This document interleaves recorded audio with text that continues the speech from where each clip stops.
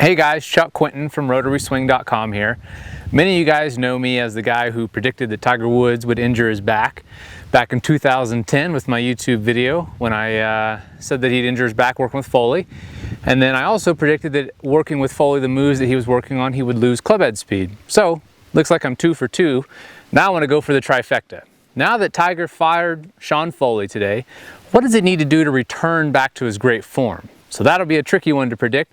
But I'm going to throw a couple things out there that will not only help Tiger, but help you with your game as well. So let's first talk about the big thing that really, in my opinion, really changed the direction that Tiger was going with his game. And that was, Tiger wanted to go from hitting a straight ball to a little preference of hitting a slight draw to hitting a cut. And in my opinion, that was a terrible, terrible thing.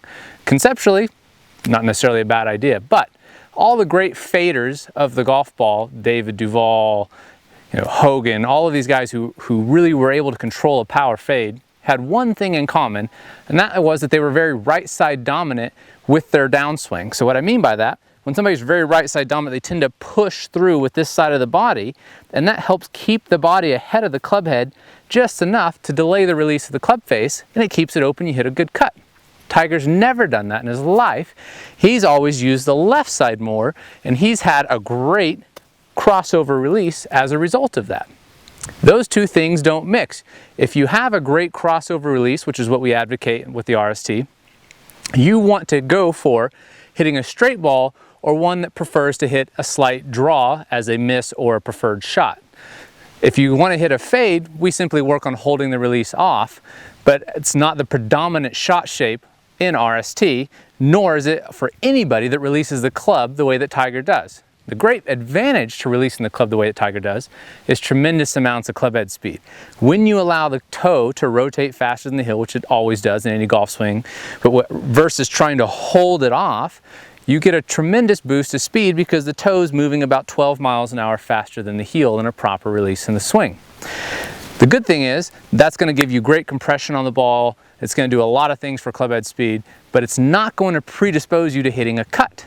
So, first things first, we want Tiger to go back to hitting a draw. A straight ball to preferring a draw as a miss. So, that will take a couple months to get used to, but the good thing is, he's done millions of reps getting into the positions that are going to take him back to being able to hit that draw. The first thing is, we need to allow a little bit of a weight shift to allow the turn and everything to get back behind the ball a little bit more versus this move where he's hung on the left side and then tried to get his body out in front and had the way too much shaft lean, way too steep of an angle of attack, and that causes all kinds of other issues. It's hard to get long irons up in the air, holding greens on par 5s, etc.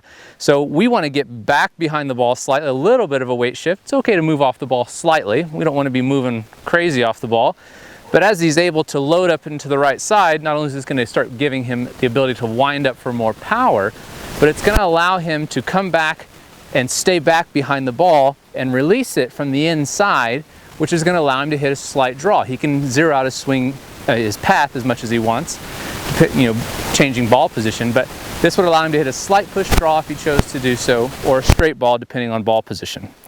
The other thing it's going to allow him to do is, as he's moved back behind the ball, it's going to allow him to shallow out his angle of attack, because rather than being stacked over here and wanting to get his hands way out in front and having a tremendous amount of shaft lean, as he's back here, he's going to be able to return the club back to a true loft with having a little bit of shaft lean, shallowing out his angle of attack, which is going to get him a lot better trajectory on his longer clubs and especially his driver. So, get back to hitting a draw, Tiger.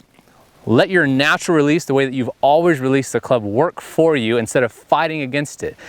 If you look like this at impact, I'd tell you to try and hit a fade all day. When you look like this at impact, a fade's the last thing you want to try and do. You want to allow that left side to work the way you've trained it to do so, allow these knuckles to rotate over and release the club, and you'll start becoming the great ball striker that we all miss and know that's still in you, Tiger.